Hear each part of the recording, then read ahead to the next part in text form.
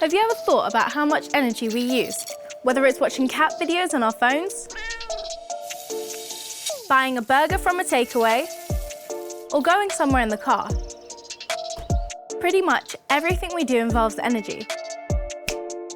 But where does it all come from? Well, I've been checking this out. For most of human history, our energy use has been pretty low. But over the last 100 years or so, it's skyrocketed. Quite literally. At the moment, most of the energy we use comes from things like gas, oil, and coal. They're often called fossil fuels because they come from the remains of prehistoric plants and animals. These remains contain carbon, which when we bring it up from underground, can be burnt to make energy and fuel. Imagine that, we're using dead dinosaurs to move all our stuff around and generate electricity. Crazy! But burning fossil fuels also sends harmful gases into the atmosphere, causing our climate to change. Luckily though, there's another type of energy, called green energy or renewable energy. It creates electricity using wind turbines and solar panels, which use the heat of the sun. Plus, there's also hydropower, created by the flow of water in rivers and oceans. The good thing is, these forms of energy aren't as harmful for the environment, but that doesn't mean there aren't some challenges. For example, what happens when the wind isn't blowing? And what if there's no sunshine, like at night time? Well, let's talk to an expert, one of the UK's green energy pioneers, Dale Vince. Hi Dale, so can you solve some of these problems for us? Are wind turbines any good when the wind isn't blowing? Well, it's a good question and a funny one because obviously windmills, as I prefer to call them, don't go around when there's no wind, but it's not such a big problem. That doesn't happen very often. And when it does, we have big cables connecting the countries of Europe and we can take electricity from somewhere where it is windy and give it back when we have the wind and they don't. And what about all the steel in wind turbines? Doesn't that have to be made with fossil fuels? Another good question.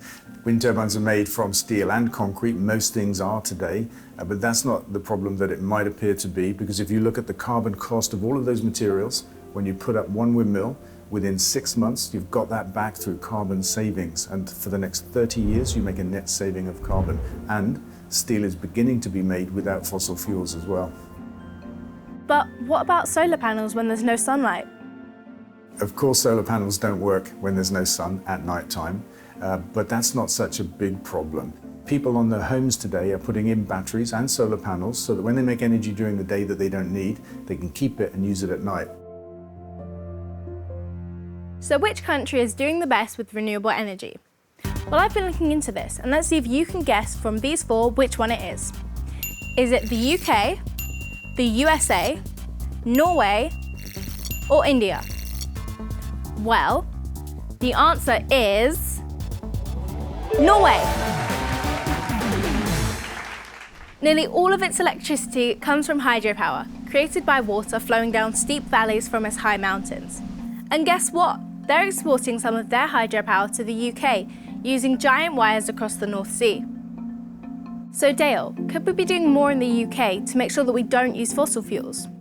Absolutely. There's two things we could do here. One is to use less energy. We can probably save 20 to 25% at home by turning things off, turning things down like thermostats. And meanwhile, we've got 50% green electricity on the grid. We could get to 100% in about 10 years. We have enough wind and sun to power the whole country nearly 20 times over.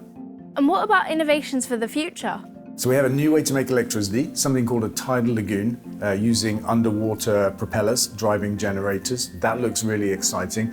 But up until now, we've only been talking about electricity. We also use a lot of fossil fuel gas to heat our homes and run businesses. We've found a new way to make that gas from grass. And we have enough grass in the country to make all of the gas that we need so that we can free ourselves from fossil gas completely. Thank you, Dale. That was my pleasure. Thank you. So it seems like green energy really is the way forward if we want to protect our planet. And before too long, the fossil fuels that we rely on at the moment will become a thing of the past, just like dinosaurs.